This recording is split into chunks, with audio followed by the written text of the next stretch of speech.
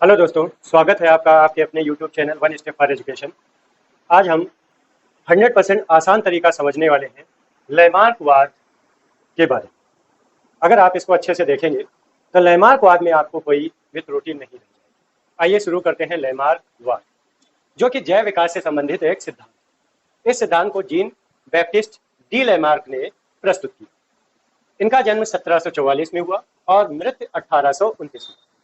इन्होंने जैव विकास के ऊपर अपने बहुत सारे प्रयोग किए, बहुत सारा ज्ञान एकत्रित किया और इस ज्ञान के आधार पर इन्होंने एक किताब लिखी, फिलॉसफी जूलॉजी, जो कि 1809 में प्रकाशित हुई। इस किताब में इन्होंने जैव विकास से संबंधित निम्न 4 महत्वपूर्ण बिंदु दिए और इनका पूरा सिद्धांत इन्हीं 4 बिंदुओं पर घूमता है। अगर वास्तविकता में बात की जाए तो आधुनिक जगत में इनका सिद्धांत पूरी तरह से उपयोगी नहीं है, इसमें बहुत सारी त्रुटियां हैं। लेकिन चूंकि ये जैव विकास के जनकों में से है, इसलिए इनका सिद्धांत इसलिए महत्वपूर्ण हो जाता है क्योंकि इन्होंने जैव विकास की शुरुआत करने में एक अहम हिस्सा निभाया, एक अहम भाग लिया। तो आइए शुरू करते हैं लैमार्कवाद जिन बिंदुओं पर आधारित है उन बिंदुओं।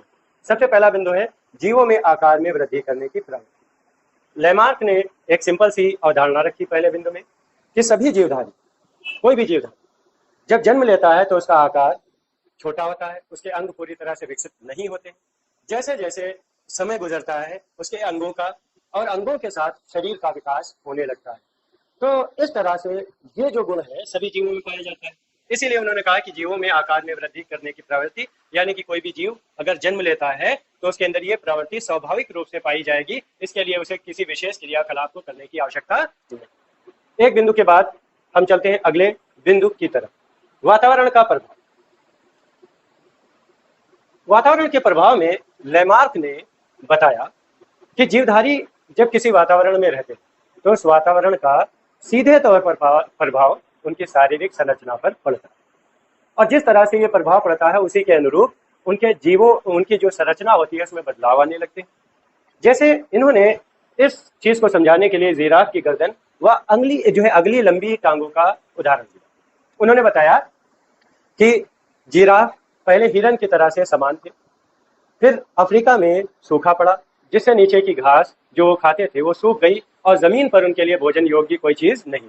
इसलिए उन्होंने क्या किया कि अपनी अगली टांगों और गर्दन को उछाल करके पेड़ों की निचली पत्तियों को खाना शुरू कर दिया। धीरे धीरे वो पत्तियां भी समाप्त हो गई, लेकिन जो जिराफ थे वो अपनी टांगों और गर्दनों का निरंतर प्रयोग करते थे। इस प्रयोग से क्या हुआ, उनकी अगली टांगों और गर्दन का अच्छे से उपयोग होता रहा, लगातार उपयोग होता रहा, जिससे उसमें वृद्धि होती चली गई और वो उनके अंदर स्थायी लक्षण बन गया। अगर वातावरण में बदलाव ना होता तो इनके अनुसार जिराफ की गर्दन और अगली टांगे कभी भी लंबी नहीं।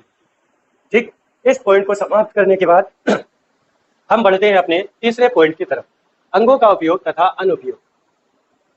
इस सिद्धांत को समझाने के लिए लैमार्क ने बताया कि जीवधारी अपने जीवन काल में बहुत सारे वातावरणों से होकर के गुजरते हैं और किसी विशेष वातावरण में जब वो जाते हैं तो उस वातावरण में कभी कभी क्या होता है, कुछ अंगों का उपयोग ज्यादा होने लगता है और इसलिए वो ज्यादा विकसित हो जाते हैं, जबकि कुछ अंगों का उपयोग ज्यादा उपयोग होने वाले अंगों की तुलना में कम होता है या बहुत कम हो जाता है। तो वो अंग धीरे धीरे कमजोर हो जाते हैं और कभी कभी ऐसा होता है कि वो अविकसित हो जाते हैं और केवल शेष मात्र यानी कि जीवाश्मों के रूप में रह जाते हैं। जैसे हमारे शरीर में पाए जाने वाला निवेशक पटल, कर्णफलों पेशियां, वर्मीफॉर्म अपेंडिक्स, कुछ कशेरुक। इसके बाद हम अगले बिंदु की तरफ बढ़ते हैं, उपार्जित लक्षणों की वर्षा।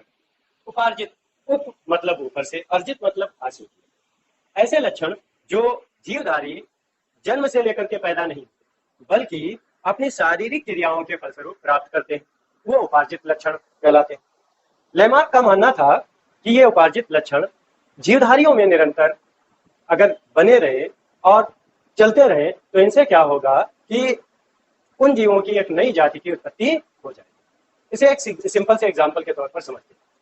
लैमार्क का मानना था कि अगर कोई व्यक्ति पहलवानी करता है तो पहलवानी से क्या होगा, उसकी शारीरिक संरचना गठीली हो जाएगी, मांसपेशियां मजबूत हो जाएंगी, हड्डियां मजबूत हो जाएंगी और अगर यही क्रिया निरंतर चलती रहे तो उनकी जो आने वाली वंशावली है उसमें ऐसे बच्चे जन्म लेना शुरू कर देंगे जिनकी मांसपेशियां और हड्डियां पहले से मजबूत हो। यानी कि उन्हें पहलवानी करने की आवश्यकता नहीं होगी, वो पहले से ही शारीरिक रूप से स्ट्रांग होंगी। इस चीज को और भी हम तरीकों से समझ सकते हैं।